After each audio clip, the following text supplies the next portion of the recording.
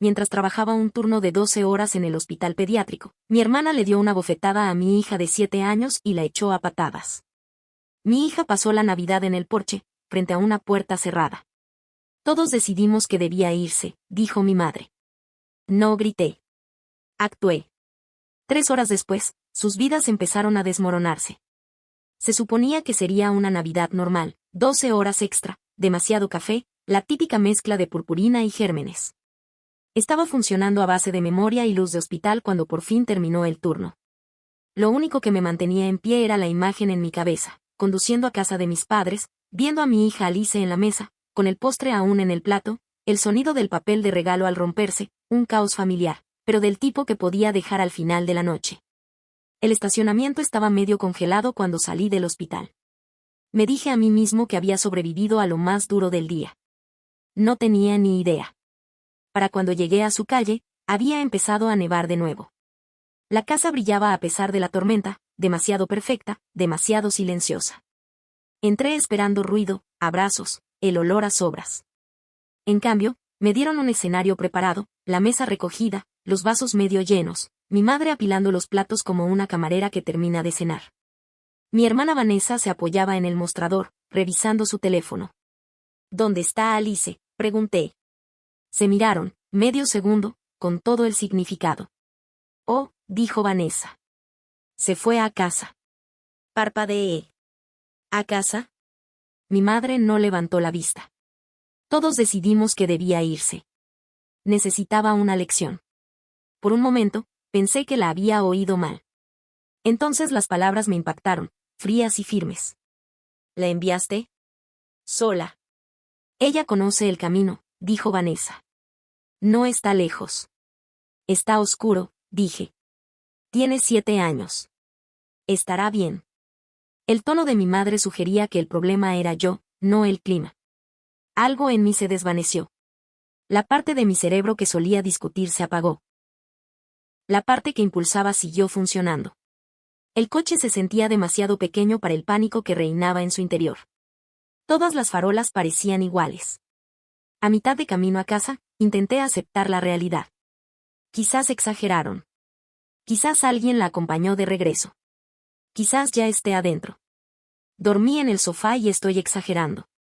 Pero al doblar la esquina, el edificio estaba a oscuras. Y allí estaba ella. Alice estaba junto a la puerta, pequeña e inmóvil, con el aliento flotando en el aire. Al verme, no corrió. Solo susurró, «Estabas trabajando». Salí antes de que el coche se detuviera. «Estás a salvo ahora», dije, aunque no estaba seguro de quién de los dos necesitaba oírlo. Dentro, la envolví en una manta. Tenía los dedos rosados y rígidos. «Dime qué pasó». Su voz era débil. La tía Vanessa dijo que yo era mala.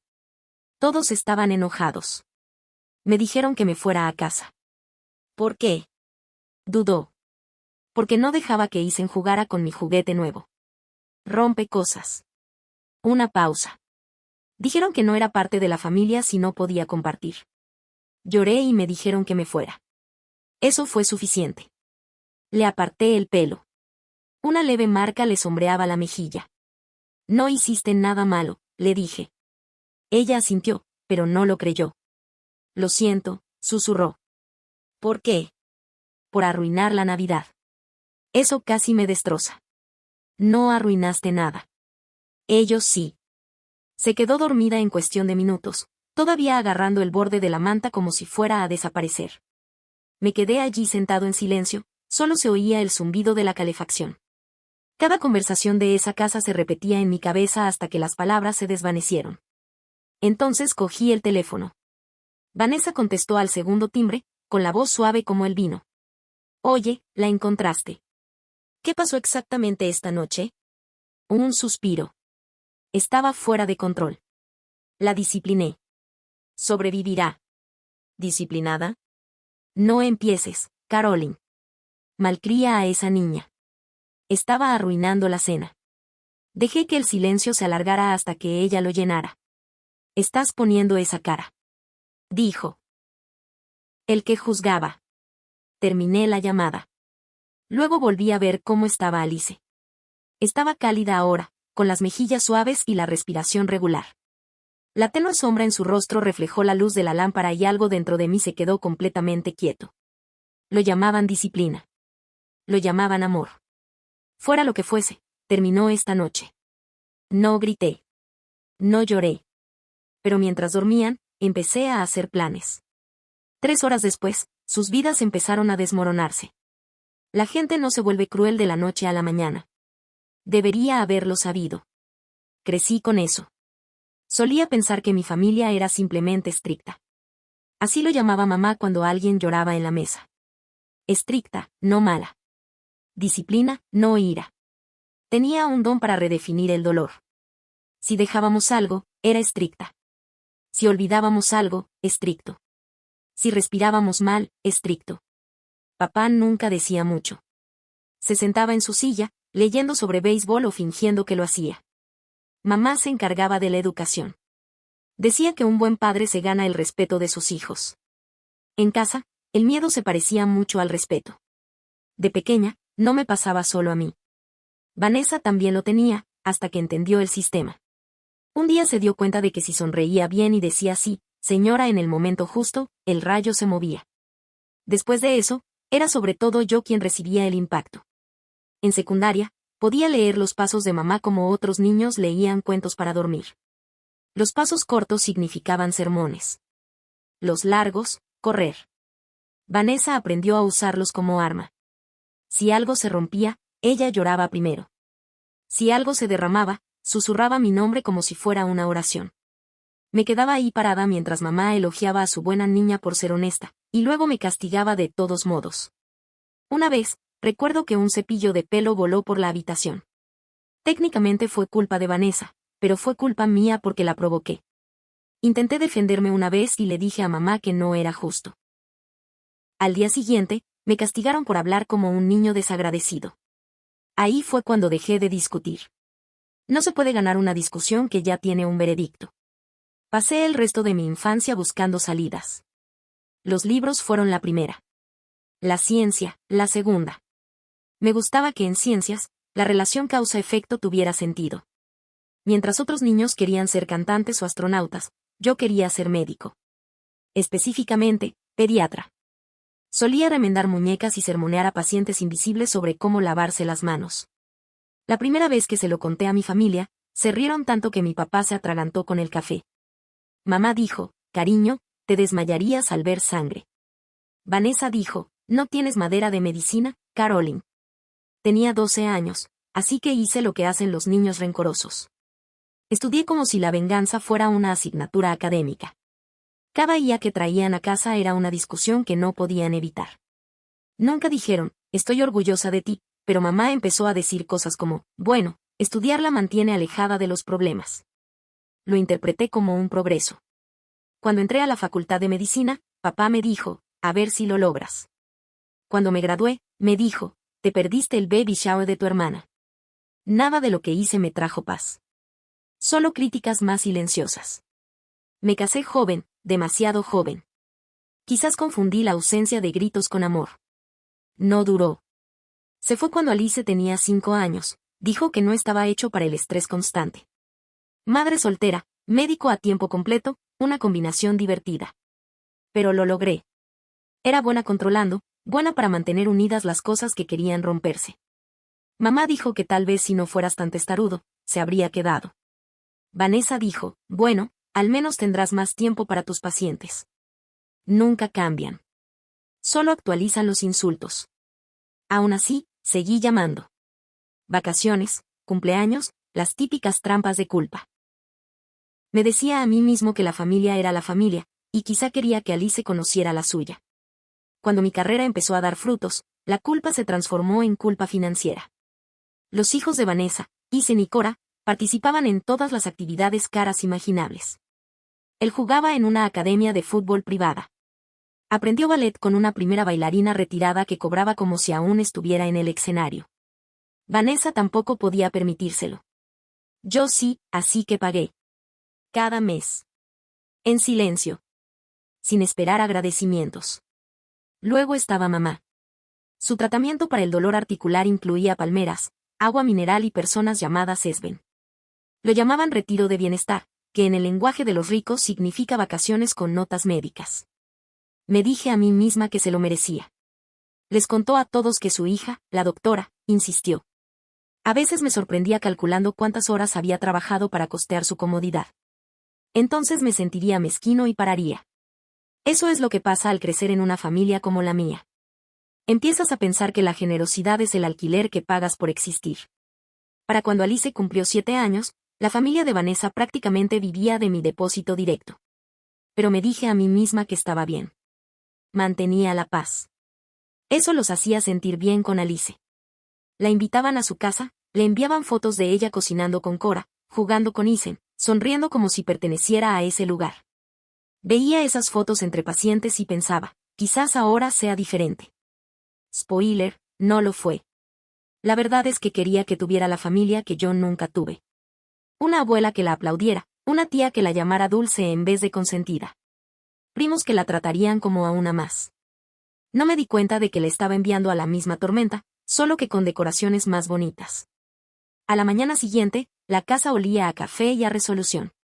Alice estaba sentada a la mesa en pijama, dibujando círculos en la taza que le había dado. El café en sus mejillas había desaparecido durante la noche, pero su mirada no. Estaba callada. Cuidado. Los niños aprenden el silencio rápido cuando el mundo se lo enseña en voz alta. Oye, dije, sirviendo otra taza. ¿Sabes qué vamos a hacer hoy? Negó con la cabeza. Vamos a hablar con alguien sobre lo que pasó. Abrió los ojos de par en par. ¿Quién? ¿La policía? Se quedó paralizada. ¿Estoy en problemas? No, dije. No hiciste nada malo. Hacemos esto porque la gente debe responder por lo que hace. Intenté sonar ligero, informal, como si estuviera hablando de citas con el dentista y no de traumas. Además, añadí que puedes ver cómo se ven los adultos de verdad cuando escuchan. Soltó una risita. Esa fue la primera victoria del día. El recinto estaba casi vacío.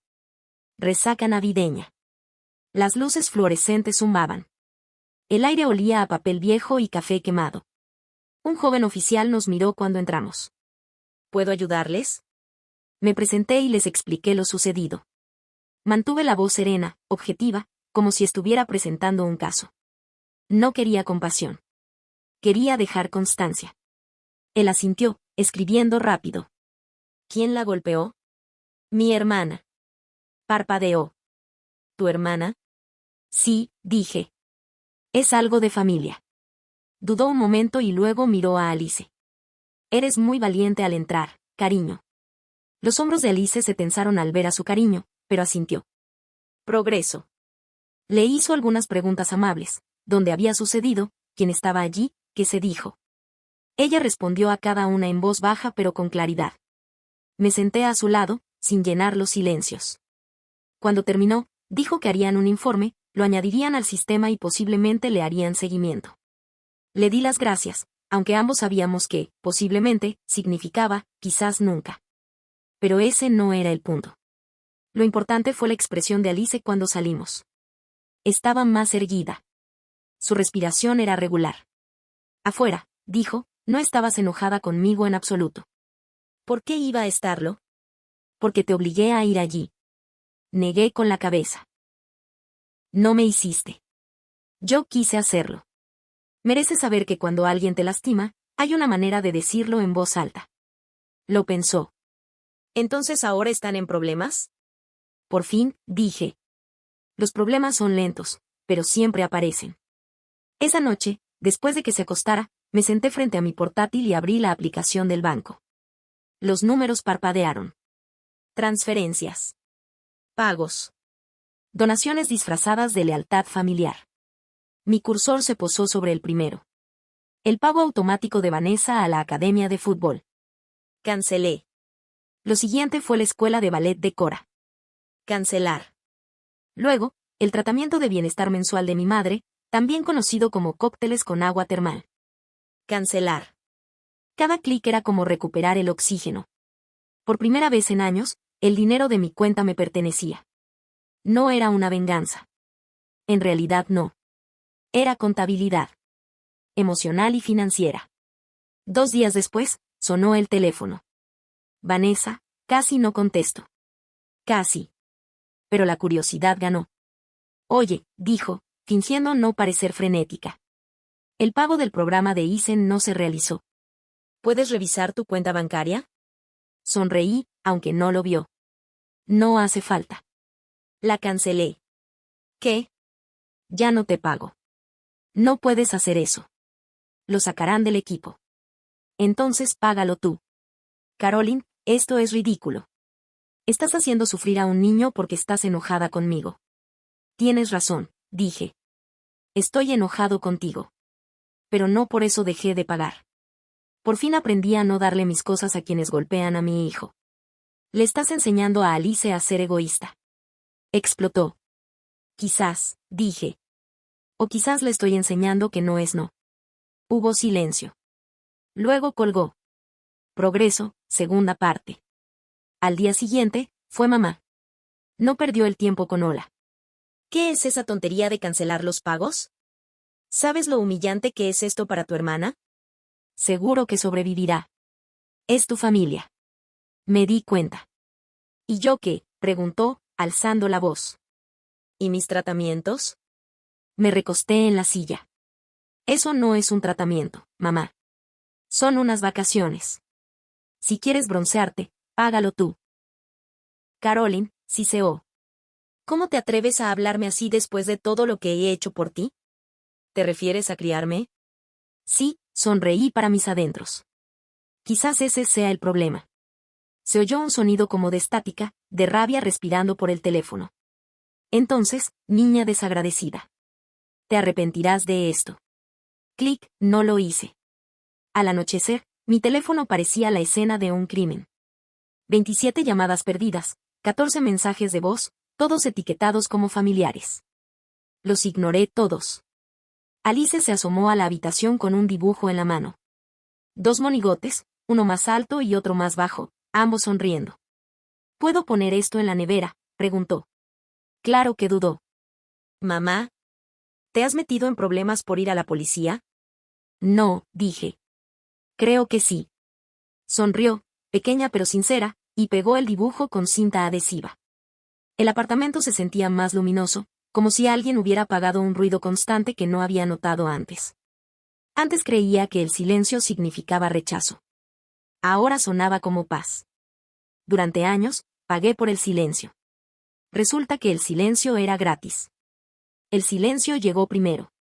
Sin llamadas, sin mensajes, sin culpas disfrazadas de emergencias familiares. Por primera vez en años, desperté y no le debía nada a nadie. Pensé que se había acabado, pero me equivoqué. Lo peor aún estaba por venir. Alice y yo cenamos panqueques esa semana solo porque podíamos. La dejé ahogarlos en almíbar y la vi reír a través de la nube de azúcar. Por primera vez en años, pensé, cada dólar que gano es para nosotros. Resultó que el silencio podía sentirse como libertad, hasta que dejó de serlo. El sobre estaba en mi buzón 3 días después. Grande, oficial, de ese beige que significa malas noticias. Junta Médica Estatal. Lo subí como si no hubiera parado de correr. Dentro, una queja. Palabras que no me pertenecían, distorsionadas en nuevas formas, maltrato, inestabilidad, incapacidad para trabajar con niños. Y al final, firmas, mi madre, Vanessa. Por un momento, me quedé mirando. Luego me reí. Una de esas risas finas, entrecortadas, que suenan como llanto con mejor postura. No solo vinieron por mí. Vinieron por lo único que construí y que no podían tocar. Se pasaron mi infancia diciéndome que nunca sería médico. Ahora intentaban hacerlo realidad. Ojalá pudiera decirte que lo llevé con calma. En cambio, me senté en el sofá con la carta en el regazo y conté los latidos del corazón hasta que dejaron de sonar como disparos. Alice entró con su cuaderno de dibujo en la mano. Mamá, ¿por qué te ves rara? Porque tu abuela y tu tía me acaban de acusar de ser un peligro para los niños. Abrió los ojos de par en par. Pero eres pediatra. Exactamente. Frunció el ceño, pensativa, como siempre hace cuando decide si algo es justo.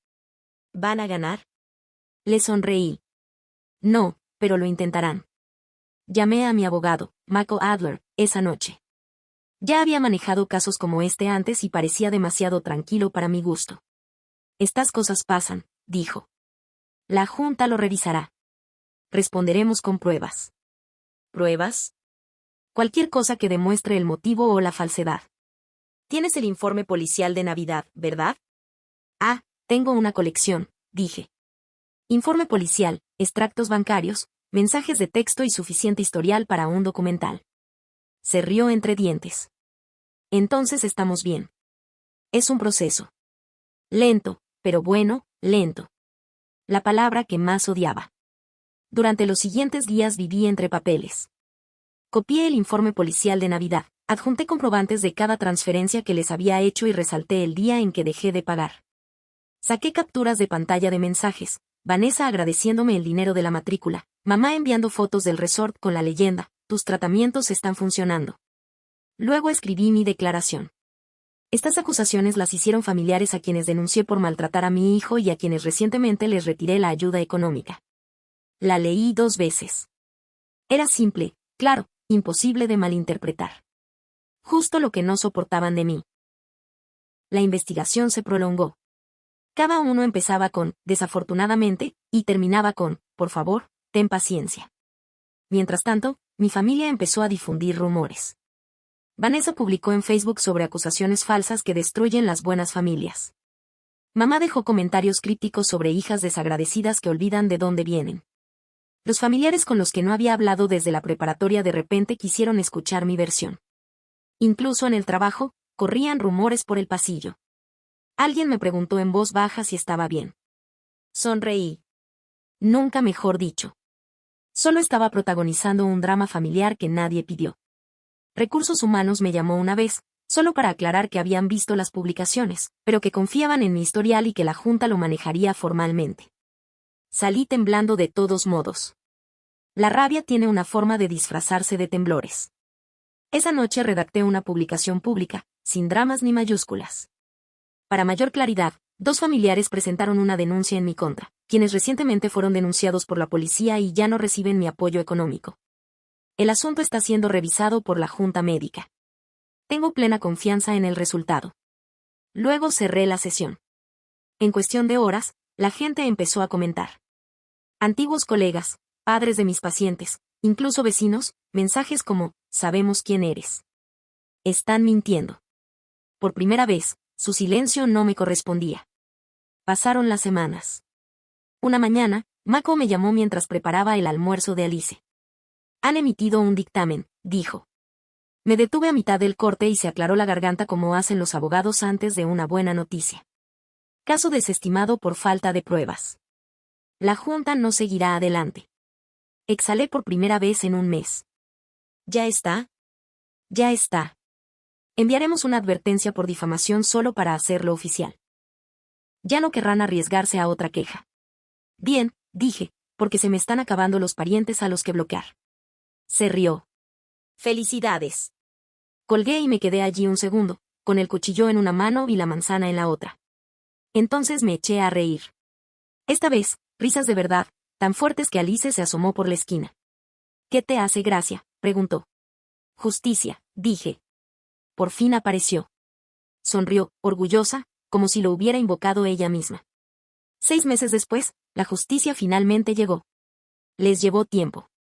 La policía se mete en problemas cuando es solo un asunto familiar. Pero lo consiguieron. Vanessa fue condenada por un delito menor de agresión y poner en peligro a un menor.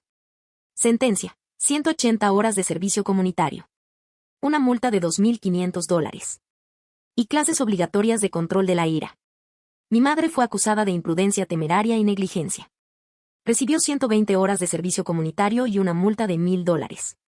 El juez les dijo, tienen suerte de que la niña siga viva. Cuando el periódico local lo publicó, usaron iniciales en lugar de nombres. Todos seguían al tanto. Seguí sin tener contacto, pero las noticias corren sin permiso. Alguien me envió una foto de Vanessa en el centro comunitario, clasificando ropa donada con un chaleco fluorescente que decía, voluntaria. Parecía que se había tragado un limón.